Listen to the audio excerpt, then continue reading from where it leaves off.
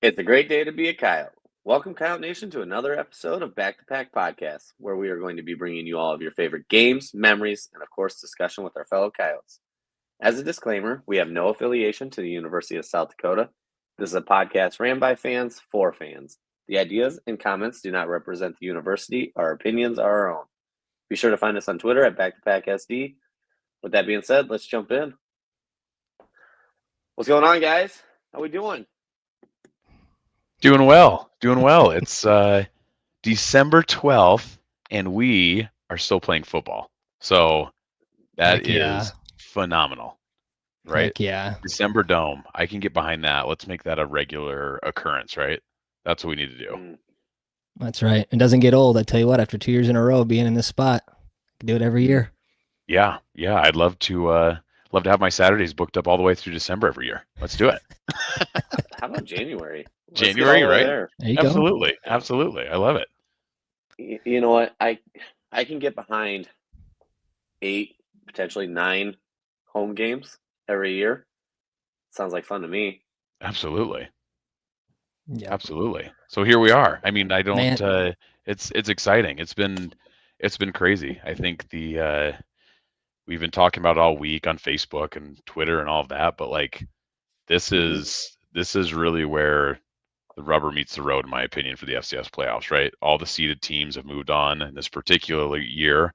All top 8 seeds have moved on. So you are looking at a lot of excellent teams, and we'll talk about it more. But man, oh man, do we have a game going on at the Dome on Saturday between number 4 and 5.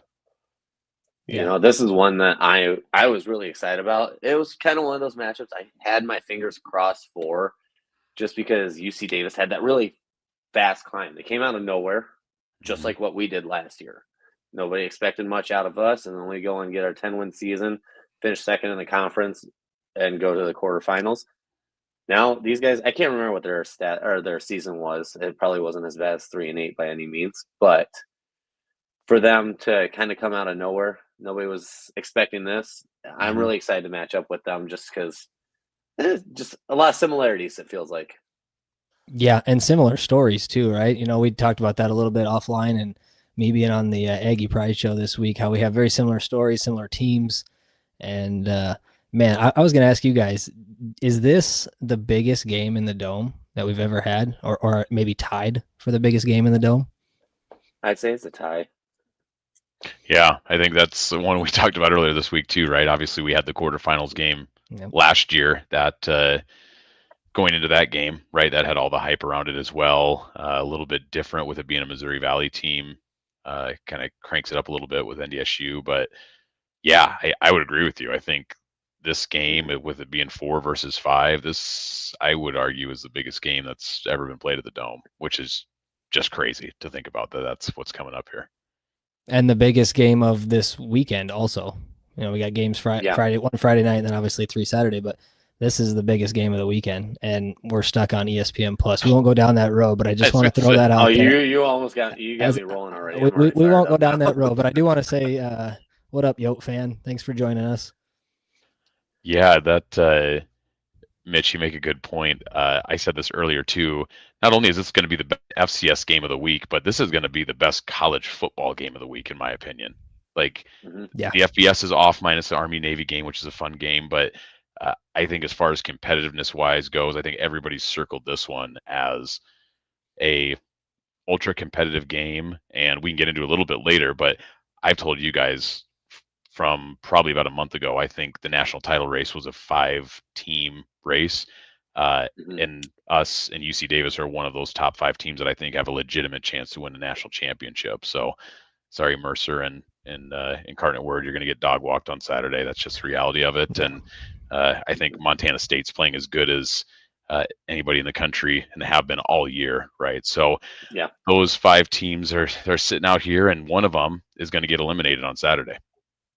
Yeah, and to the comment here with R. Sukovati, man, unbelievable. I'm with him, and I think you guys would agree. We're the biggest Idaho Vandal fans that there are right now, probably in the state of South Dakota and Iowa, as far as where we live. I think we're the biggest Idaho Vandal fans this weekend, right? Absolutely. I will say this: if Idaho does pull it off and we get them next week in the Dome, I'm having a loaded French fry bar at tailgate. So just be there for that. There's gonna be some. Speaking of that, right? So we've talked about 4 versus 5, huge game. Can you imagine how much more juiced and cranked up this game will be if Idaho wins? Because both teams will go into that game knowing whoever wins this game will host Gets home. Mm-hmm. and home field advantage to Frisco, right? So that's right. Big hill to climb, right? Let's not get it twisted. I think Idaho has a chance, but it's not a great chance, right? Just a sliver of hope here. It's a sliver of hope, right? It's a sliver of hope. It would be great, but you want to add fuel to that fire for a 4 versus 5 matchup. Yeah, go ahead and have Idaho pull off the win on Friday. Yeah, Coach Eck is from the state, the team we won't talk about, but this weekend I'm cheering for him. Absolutely. And obviously, I'm not sure if he will be playing, but Coyote fans have a little extra dog in the fight, I guess you could call it, for Idaho to win with our boy Nate Thomas, who held it down really well in the running back room for us the last few years, transferred there after some situation with the team, but he was always a really good player on the field. Yep. And I know he might be hurt, so we'll see if he gets to show up. A little extra something for us. That's right. But I think it's time to jump into our game. Absolutely. That's what everybody's here for. You want to see my notes for today's show? Are we going to talk defense first? Because I'm going to make it really easy. I hope this shows up on camera. It's going to green screen me. Do you see offensive notes for UC Davis? It's one word. It really, that's all it comes down to, is Larison. It's their stud running back. Mitch is our mathematician / social media guru. Mitch, why don't you hit the good folks of Coyote Nation with the stats that you got? Sure. So, Lan Larison, obviously their best player and arguably the best player in all of FCS. We saw two real good ones last weekend from Tarleton, but this guy is even another level above them. All-purpose yards, what does he have, like 2,200 yards between rushing and receiving? Looking at his touchdowns, what does he got, like 30? The heck was it? I don't remember. I got too many numbers in my head here. He's got 17 rushing touchdowns and 6 receiving touchdowns. Yeah, so 23 total and 2,200 yards. He accounts, so I did the math looking at their offense and then their total receiving and rushing numbers, and he accounts for 40% of their offense. And that's just total yards between rushing and passing, and then 42% of their team's touchdowns. So if you want to talk about taking something away, we got to lock him down because he is a giant part of their offensive scheme. They get the ball to him in all kinds of creative ways. One of them being obviously just handing it off. They run the screen game with him in the passing game, and then they also do the Wildcat, just like Coyote fans are familiar with Travis Tice and the Wildcat down on the goal line. They do that with him as well. Yeah. And I'm going to say I'm absolutely never one to cheer or hope for injuries, obviously, or anything like that. My question, though, is what does Aggie's season look like without this guy? I mean, they've won some very close games that they shouldn't have. I think they got very lucky and fortunate against Portland State. You could say Portland State coughed that one away, per se. But but there were some games where, it could have went the other way without somebody like this that accounts for that much yardage. It's definitely a question mark of what their team can do but without him. Yeah, he's we saw an excellent running back in Britain last week with Tarleton, right? The FCS leading rusher, I believe. So, but when you talk about a player being dynamic, Larison is exactly that. He's, no disrespect to Britain, but he's way more dynamic in this, particularly the passing game. Maybe it's more built around how they play this offense, but Larison, in my mind, he's by far the best running back in FCS. He might be the best offensive player in FCS as well. So, Jake, to your point, a guy like him, we talked about it last week as a guy willing his way to victory or willing his team to victory. That's him, right? He's the guy that will be putting a spotlight or 2 or 3 on him to make sure that we know where he's at all times. Because to Mitch's point too, they'll put him in a wildcat formation. They'll put him in the slot. They'll put him wherever they need to get him the ball. So that's definitely the guy to watch on Saturday for UC Davis as we get ready for this game. Yeah, and they also they put him back there at kick returner too. Right. I mean, any chance they can get the ball in his hands, I mean, that's what they're going to do. And then he was a Walter Payton Award finalist as well. Yep. I will say, I think we're finally going to get a taste of our own medicine of what all these Missouri Valley fans have been saying for the last 6 seasons. God, that Tice guy is a pain in the No doubt. Yeah. I do feel like that's what we're going to be seeing. Really, I've gone back. I've watched a few of their highlight games, the 25-minute versions of them. What it really comes down to is his ability to not go down on the first tackle. And really, it's kind of the UC Davis way as a whole. But really, for this guy, I watched him get hit, 3 times all at once and just walk out of it like nothing hit him. So we're going to have to be sharp. The good news is PFF rates us as, if I believe correctly, the number 2 tackling defense in the nation. Yeah, might even be 1 actually, but yeah, you're right. We're 1 or 2. I saw number 1, and I don't know if that was number 1 of teams left. I believe we're number 1 of teams left. I think you're right. We may be number 2 overall prior to the end of the season. So, as we know, a good tackling team. Yeah. So one thing, speaking of offense and speaking of obviously Larison, but one thing that's interesting is that they have this dynamic running back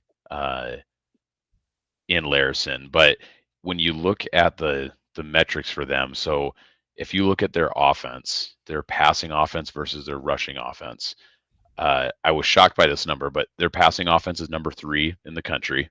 That's not surprising. We'll talk about Miles Hastings in a second here and his eye-popping numbers, but their rushing offense is ranked number 78 in the country. Yeah, and they're not actually known to be a rushing team. They're actually kind of a pass-first team, and that's why those numbers are the way they are.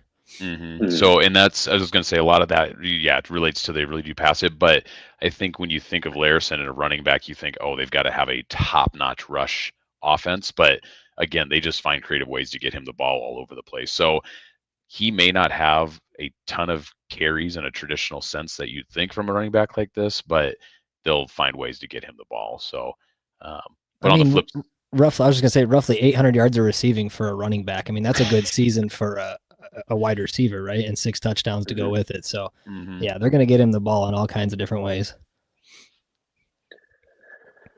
Yeah, I'm excited for this. I think it's going to be a fun matchup. I'm just ready to get to the dome.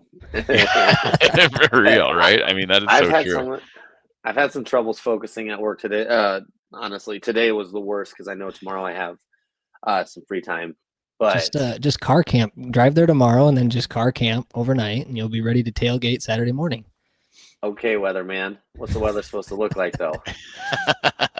A little chilly, but you'll be all right. You'll beat the snow and the freezing rain that's going to happen Friday night, so that'll be good. Yeah, there you go.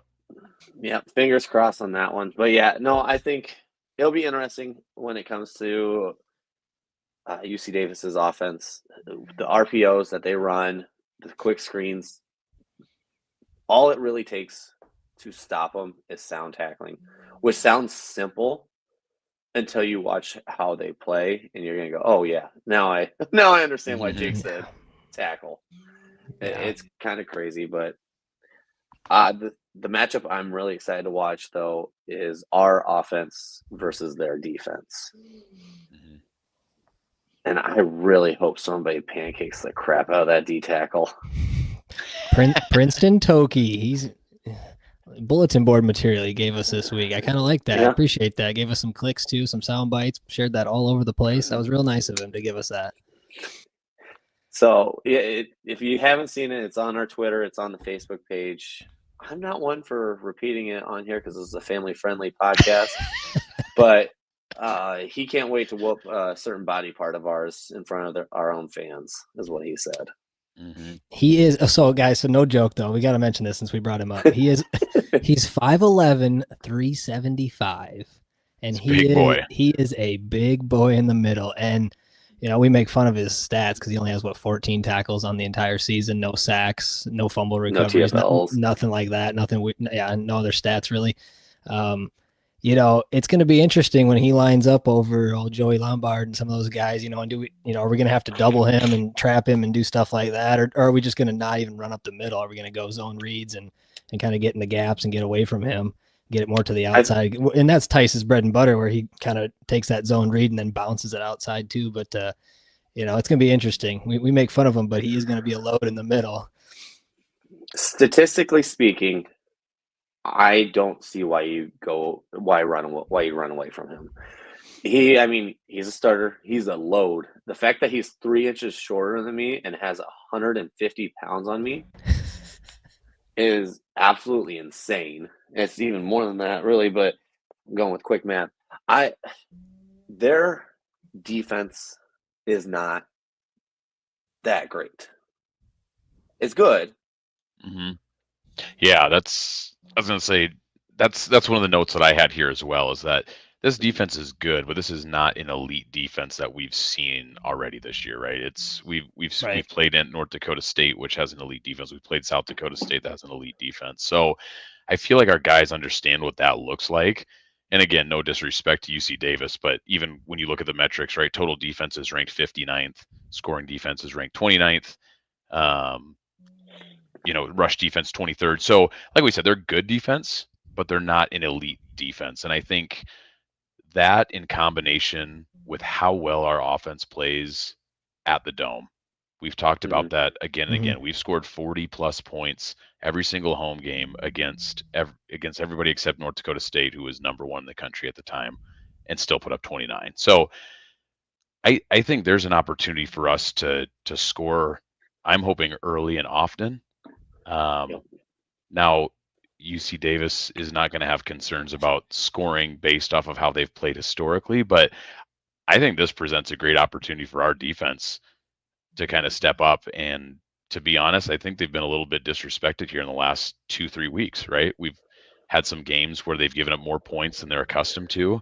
One with a strange offense last week with that mesh RPO that really didn't allow us to get a pass rush, which is a big component of our defense. And then you think about a game against NDSU where they scored, and North Dakota where they scored, right? So I think the defense has some big motivation to come up big here against some elite offensive weapons in Hastings and Larison here. So I'm really excited to see them kind of step up to the challenge, if you will, and I would love to see some big plays out of them.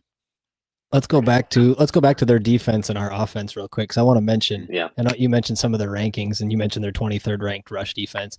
That's going to be similar to NDSU as far as how that feels and what fans see on the field in terms of run games. The run game's not going to be, I don't think our success is going to be what we're used to seeing. I think it's going to be difficult. I don't think they're going to completely stalemate us at the line, but I'm just saying I don't think the run game is going to be quite as effective as what we're used to seeing there.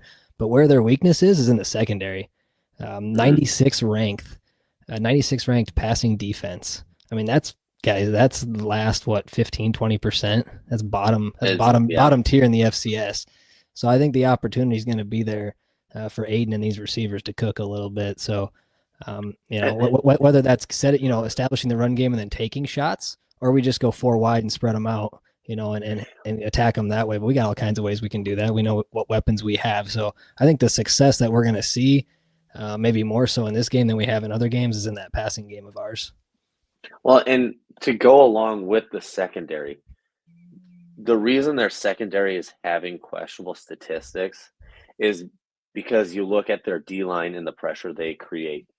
On the season, they have played 13 games this season. They have only gotten 14 sacks. They're averaging 1 a game.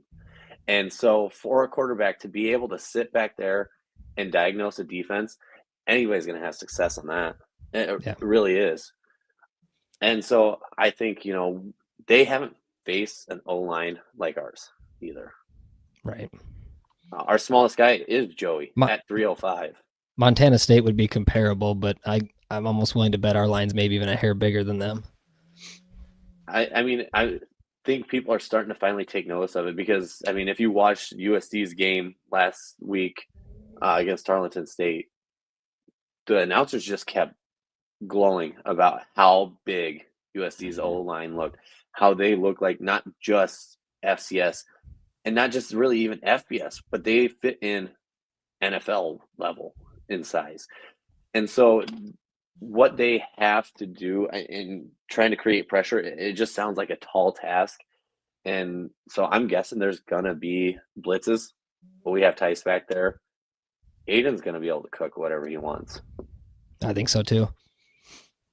Yeah, that's one thing that we've seen is that, to your point, they just haven't been able to generate a pass rush. And again, I don't think Saturday is going to be a get right game for them on that aspect of it with our line who's pass blocked and run blocked very well. So yeah, I'm excited to see that. I'll be curious too, and we've talked about this before, but are they gonna try to put in the same strategy that most Missouri Valley teams have done, which is we have to stop this run first of South Dakota, because if we don't, they will just do whatever they want all game, right? Are they gonna sell out to stop the run right away, or are they gonna try to wait back on that? I'll be really curious to see that, because as we know, if you try to sell out and stop the run, that's when Aiden and the play action just pop off, and that's where we can really gouge them with big chunk plays. So I'll be curious to see what their strategy is, at least early in the game, of what they try to do. Yeah, and you saw that with Tarleton too. They were selling out to one side. So what did we do? Then we ran the reverse. We had 2 touchdowns, with, one with Carter and one with Cron on those reverse type plays with the receivers. So yeah, it's pretty much pick your poison there. And I will say this too, talking about our O line. If you look at the first drive that we had against Tarleton, that was a 11-minute drive. It's like 15-ish plays, maybe even more. I can't remember, but it ended up being like 11 minutes. And guys, I tell you what, you can't overstate, or I guess underestimate, the fact of that wears a team down. Like that first initial drive, they're spending a lot of energy, a lot of gas on that first drive, and where you start to see the benefit of that, where we can lean on them in the fourth quarter, and that's what you saw with some of the runs that we had in the fourth quarter. Is just they were finally gassed, and I think that there's a real opportunity to do that in this game in the fourth quarter. If we're just keep pounding on them, eventually the dam's going to break. And that's where you see those long runs by Tice. Tice's 5-yard runs turn into 20, 30-yard runs, and anybody else who touches the rock. So that's kind of what I'm looking for in this game too. I think it's just going to be a war of attrition. And I think our guys in the trenches, can wear them down over time. Yeah. And then, it's getting tough. I feel like we're talking in circles now at this point, because I'm just ready for the game to start. It's there. We have the opportunity. I'm with you guys. I tell you, last year going into that playoff game, I was there. I was rooting my head off for it. The Bison came in as the hottest team in the nation. I almost felt like they were national title contenders for that one. This one, this is an even game. In reality, I do think we are the better team. I don't like where the line is at, because what it is saying, if at 4, right now, as Yote says, favored at 4, that just tells me that they think if we played on a neutral field, which kind of feels like that this weekend anyways, it'd be a tie. Yeah, but and that line is actually all the way down. It started at 6.5. It's actually down to 3, all the way to 3.5 now. Wow. And this is why I don't gamble. I gamble too much with the heart. The over unders at like 55.5 ish, depending on what site you're looking at, but right around 55. So they're expecting points too, to be scored in this game. I don't think they're not expecting a defensive stalemate by any means. Expect a decent amount of points. So, and I do too. Yeah. And Randy brings up a point. We can kind of jump back to it on their quarterback. Yeah, let's talk about him. We haven't done that yet. Yep. He is good. He is very good. He finished 7th on the Walter Payton list, and Larison finished 5th. I just saw. He is phenomenal. Now, my feelings on this, because I know a lot of fans are going to be saying he's got a chance to do some big things. obviously everybody's making a quick judgment based off of what Tarleton did to us. This is not the same offense that they ran, and that weird slow mesh RPO got to our defense, and it really got to the secondary. And when you have the number, I think he did end up number 1 now in the nation receiver, on the outside, and then the number 2 running back in the nation, your defense is focused on way too many things. Now, at least our focus is in the backfield on both of them at the same time. Not to say he's not going to make hay. I think he's got an opportunity on us, but I think a lot of people are coming to this conclusion because of the Tarleton game and just the weird flow that one was in.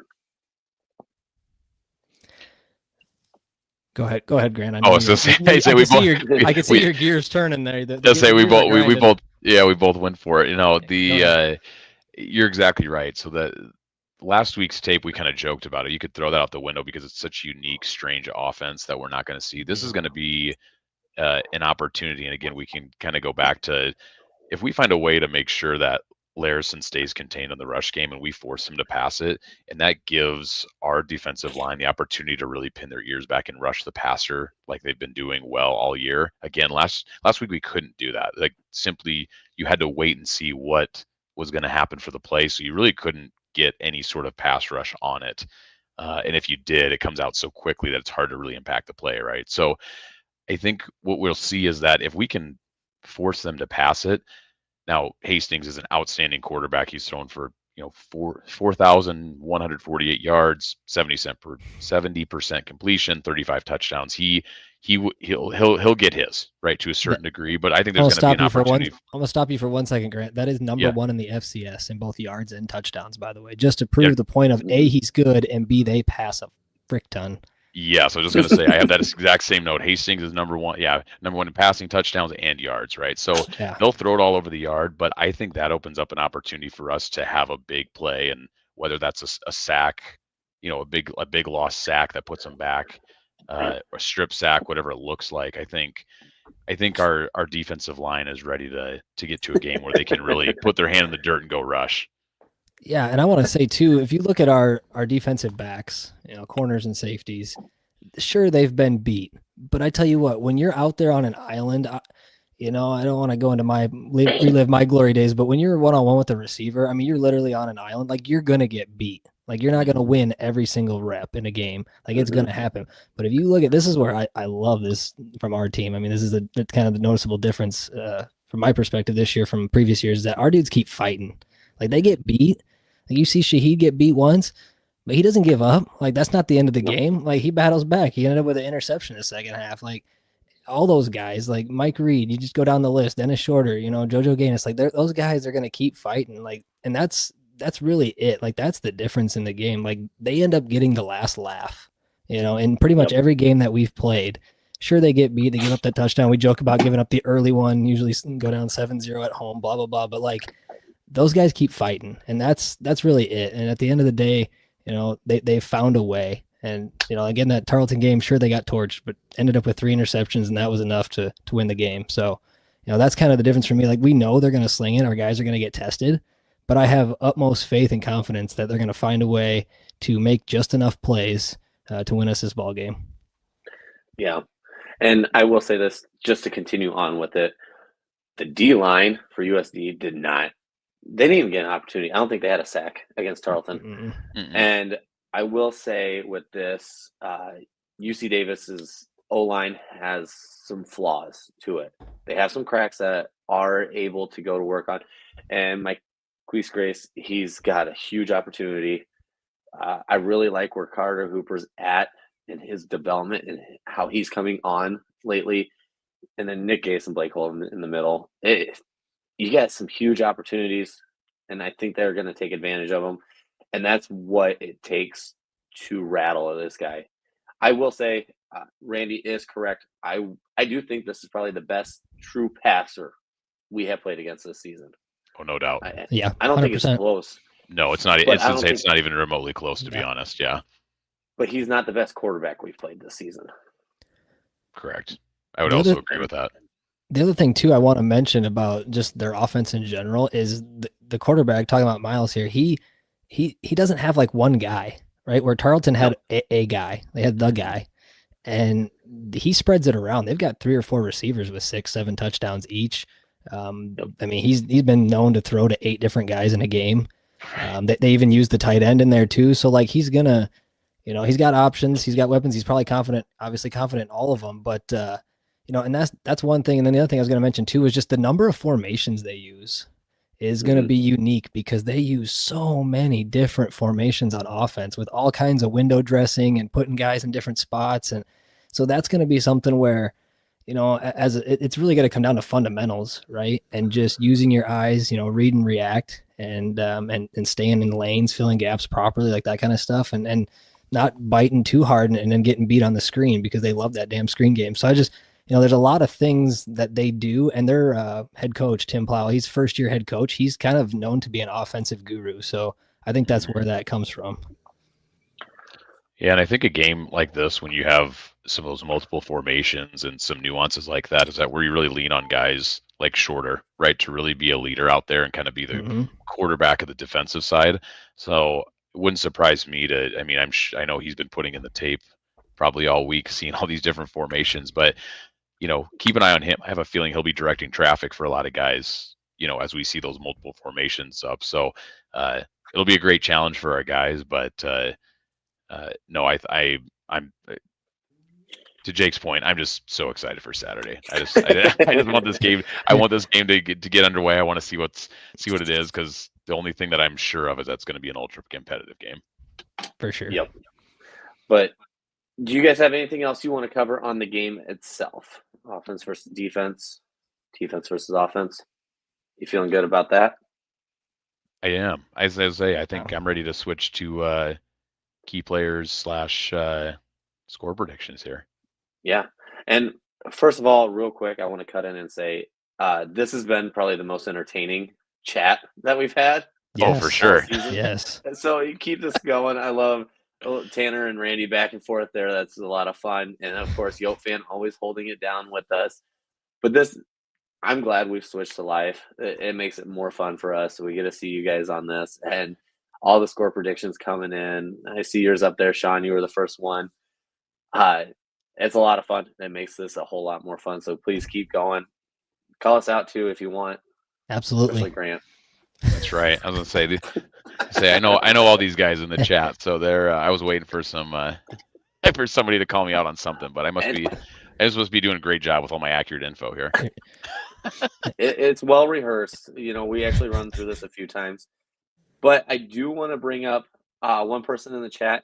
I'm guessing this Tanner Anderson is also the one that sent you the message. It is. Okay. So we have to give a big, huge shout out to Tanner. So first time listener and caller, he reached out to Grant directly, and I'm sharing this, so it was hilarious. He did his part last weekend. This is what he said. I bought all the hot dogs I could at the start of the fourth quarter and just started throwing them at random fans. Later that night, I saw Aiden Bauman's wife downtown, and she asked, "Were you the guy throwing hot dogs to everyone during the game?" I mean, I think the moral of the story is Coyote fans, be a hot dog thrower. Yeah, that's the moral of the story here. Be a hot dog thrower on Saturday. I love it. Oh yeah, that's fantastic. And I think that's what's fun about Coyote Nation. We all just doesn't matter. The moment you walk in the dome, doesn't matter what side of politics you're on, what your pro team is. The moment you walk into the dome, we're all friends.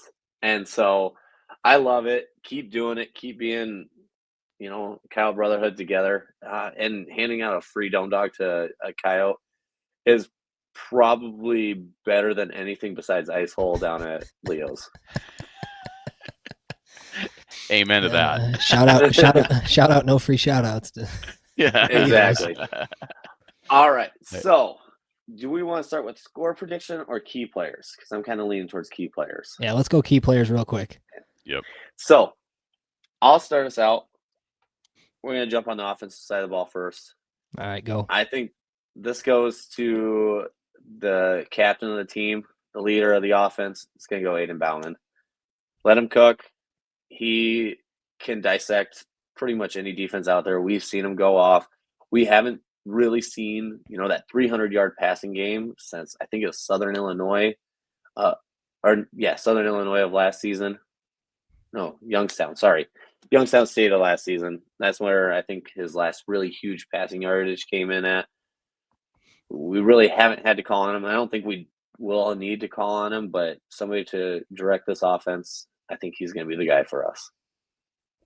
I like it. I mean, he's been super efficient, take care of the ball, making all the right decisions, making all the throws. So that's fantastic. Absolutely. Mitch, I'll let you go next. Oh, okay. You're going to let me go. All right.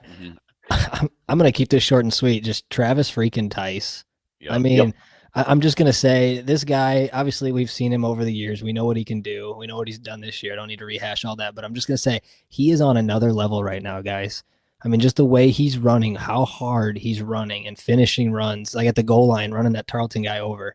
I mean, you can just see it. He's just taken his game yet to another level, and he has my attention. He has your attention. He has everybody's attention, and he's just been on a tear, and I think that continues in this game. And it's going to be, like we talked about, tough sledding in the trenches a little bit, maybe not quite as much success as we're used to, but I think he's going to be, just the way he runs, a little bowling ball in there, it's just going to be it's going to be his day again. So I want to cut in on this too quick before Grant goes. Over under number of plays it takes him to get to his 1,000 yards on the season. He's 24 yards away. Ooh, that's right. He is 24 away. I'll say 3. Two over under 2.5. So I was going to go 2 or 3. Yeah, I was going to say 3. 1. Oh. 1. Ooh, first handoff, 27, 28 yards. Let's go. Pop one. All right. So, no, how special is that, though? USD has never had a 1,000-yard rusher in a season since moving FCS. And look at this. Now we are on the verge of having 2. He's about to knock out Scott Jones for all-time touchdown leader. That's right. One more breaks it. He's tied right now. Maybe he's going to have 75 yards on the first carry and a tutty. Let's just start the game off right. They're not kicking it to Keandre, so, might as well. Right. So, yeah. Oh, that's funny. All right. Well, hey, I mean, you kind of stole my thunder there a little bit because I have a wild card pick that I've already told you guys this week. I knew one of you was going to say Tice. I had a feeling somebody's going to say Bauman. So this is more of a, maybe not a key player, but Keandre has been involved more in the offense more and more each week. We haven't seen his trademark explosive huge play, right? We saw the grab off the tight end's hands last week. That was a crazy play in its own right, but a true design play. So I'm looking for Logan to have a big play, and it doesn't have to be a kick return for a touchdown. I'm looking for that explosive chunk play in offense, but who knows? Kick return, it's been a while. I know they do a lot of switching in the back as they kick that ball off to try to get it to him. So I do think, unfortunately, the UC Davis kicker is a pretty strong leg, so there may not be many opportunities. But even if it's outside the kicking game, I want to see Jones Logan rip one off similar to what Karan did last week. Or even, jump back to the Wisconsin game on his reverse there. Absolutely. That was a huge play. And look who was stealing the edge for him and walking into the end zone. That's right. But, I think there's a lot of opportunity to throw a lot of players out there. You're seeing Grandpa Holgren step in. Carter Bell's last game in the Dome. Also Tice's. Also, he's also bringing up JJ. Rumor has it he might be coming back for this game. 50-50. 50-50. Yeah. The coach is pretty non-committal, but he didn't shut it down. So. It's the closest he's been since he went down. Let's put it that way. Yep. So, worst case scenario, he suits up and we throw him out there as a complete decoy. Obviously, he's going to garnish attention if that's the case. But offense is pretty easy to pick. Or it's hard to pick because there's so many easy choices. Yeah. That's how I'm trying to say that. Well, let's flip it over to the defensive side. I'll let one of you guys go first. I got 2 written down, so if you take one, I'm doing my other. You're jumping in right away. I can go first. All right. It's super obvious, but because I already talked about it earlier. I think Grace is going to relish the opportunity to actually get to pass the quarterback here. last weekend, I think for the defense was it just sucked, right? There's no good way to put it. It just sucked for the defense because they were forced to play a game that they don't normally play, and unfortunately that took away all their strengths, right? They had to sit and wait on this stupid mesh RPO. So I think they're starving to get out there and in certain situations pin their ears back, rush the passer. I think we see multiple sacks from Grace, actually. I really do. Yeah. No, that would be a fantastic game. And I don't even have to cross off a player yet. So Hey, I just want to say on Grace too, real quick before we move on, is he did affect the game, right? He essentially sealed it for us on the 4th down knockdown when he looked like MJ there, with the ball and the Jumpman logo there. So yeah. we'll say, even though he didn't get to the quarterback at the end of the day, again, he got the last laugh. So yes, I was gonna say that they affected the game, just not in the traditional way that they probably would have liked to, no doubt. That's right, and that's because we got dudes. Straight up dudes. All right, who's going, Jake? You want me to go? Go ahead. See if I'm crossing the name off or not. You can cross them all off. I'm cheating on this one. I'm going all 11 on the defense because we already talked about it. Every guy on the defense is going to have to be aware, 100% effort, no giving up on a play, thinking your guy's got a guy tackled on the sideline, and then he doesn't, and he gets loose and easy walking touchdown. None of that crap. All 11, wrapping up, and gang tackling. So that's where I'm going. Is it's got to be, like I said earlier, 110% effort, fundamentals, wrap up. That's it. You're 100% right. And just remember, you're not giving it out 11. You're giving it out to about 30 players because we go deep on defense. That's right. So that's right. You really cheated. I will say this: the first possession, regardless if we're on offense or defense, both teams are going to come out and try to set the tone as hard and as physical as they can. Yeah. Obviously, UC Davis wants to prove that the Big Sky can hang with the big boys of the Missouri. USD has this game circled. It didn't matter who they were playing, but such a bad taste from last season in their mouth. They want to knock it out. I truly expect somebody's decal on their helmet to be popped off. That's how physical this is going to get. So, I mean, you're right. Full team, it's definitely tackling. But I'm going to give it to the guy in the back handling it all, Dennis Shorter.